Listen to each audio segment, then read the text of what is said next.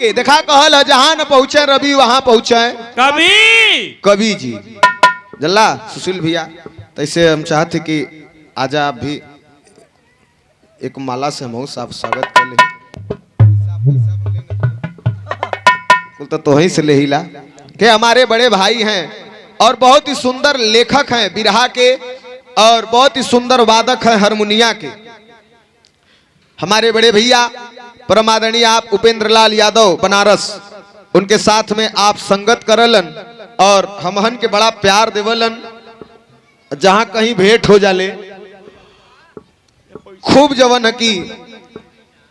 प्रेम भी देवलन सिखावलन भी बतावलन भी। अरे मदवा ऐसे कैसे होई पन्नवा तो पलट देहला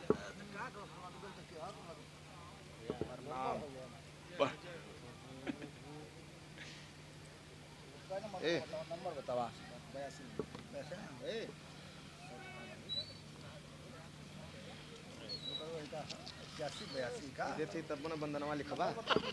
बंदनवा लिखबा कैसे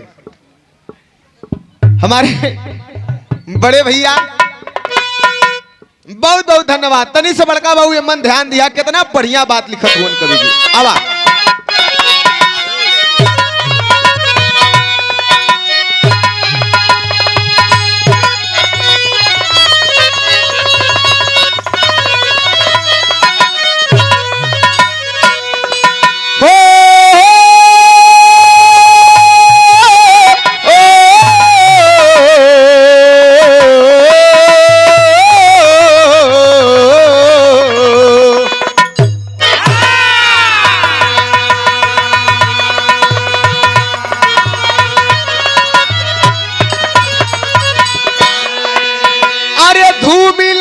जीवन का नूर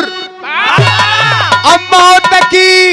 मंजिल है ना दूर सीख ले बेसऊर दुनिया से आज सऊर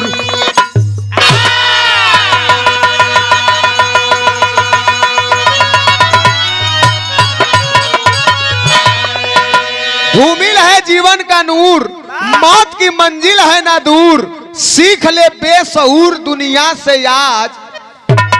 सहूर। जल्ला बड़का बाबू बिरहा का रूप रंग बदल गया नहीं बिरहा होए हमरे रामदेव गुरुजी का बुल्लू गुरुजी का ता बात का काट बात गजल का काट गजल भूमिका का काट भूमिका अब बिरहा का काट बिरहा रहे।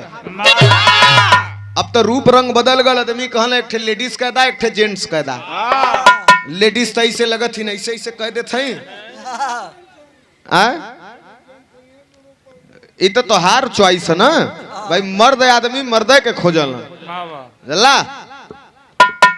हमसे फोन कैलन बड़का बाबू जब बड़का भैया प्रमोद भैया बहुत पहले ही कार्यक्रम नोट हो गल 3-4-5 महीना पहले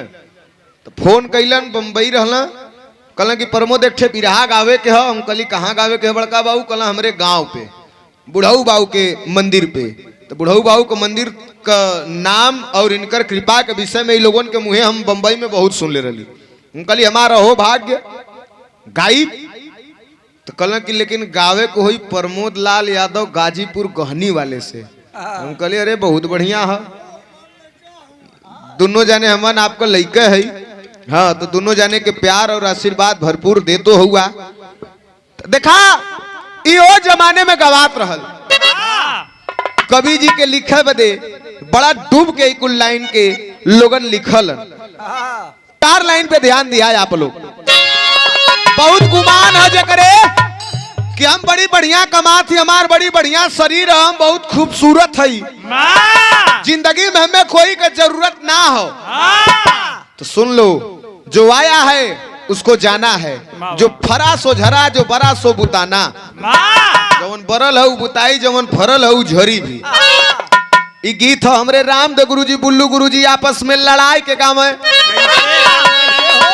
ए बुल्लू गुरुजी रामदेव गुरुजी कहा है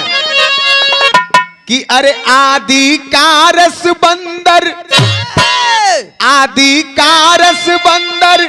अरे पेड़ का चढ़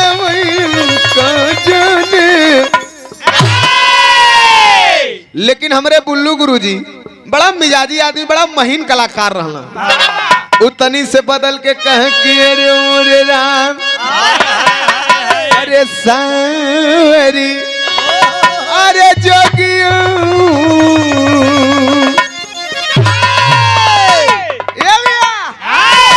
कह कि खा के रसगुल्ला में मजो भी लेवा ना। कह कि ये सुने वाले भैया गावत गावत बुल्लू को बुढ़ाई आ गई। रामदेव गुरु गुरी घूम के कहा कि खा के रसगुल्ला, अरे खा के रसगुल्ला के से झूला परवलू गोरिया, खा के रसगुल्ला के से झूला परवलू गोरिया।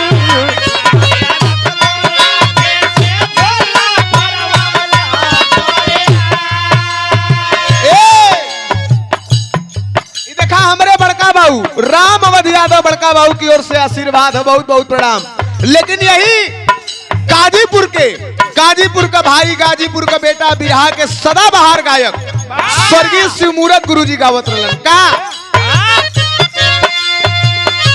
कि दुश्मन मिले सवेरे, दुश्मन मिले सवेरे मगर मतलबी यार ना मिले, दुश्मन मिले सवेरे। अरे सुनो,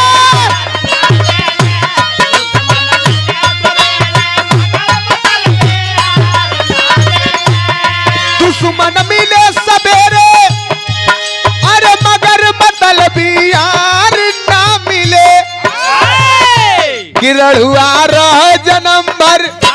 रढ़ुआ रह जन्म भर मगर कर कसानार ना मिले, रढ़ुआ रह जन्म भर।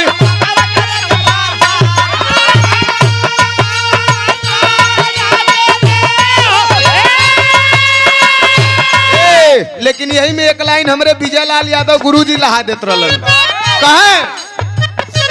कि दुश्मन रढ़ुआ रह जन्म भर मगर कर कसानार न मिले, तिरिया गोरी हो या मेहर गोरी हो, चाहे काली मगर छिनार न मिले, मेहर गोरी हो या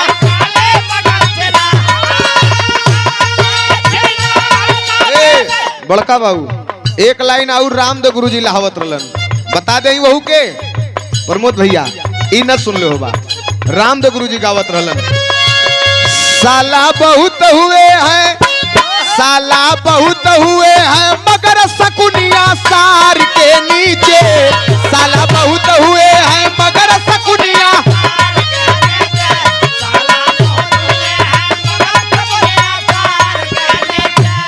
साला बहुत हुए हैं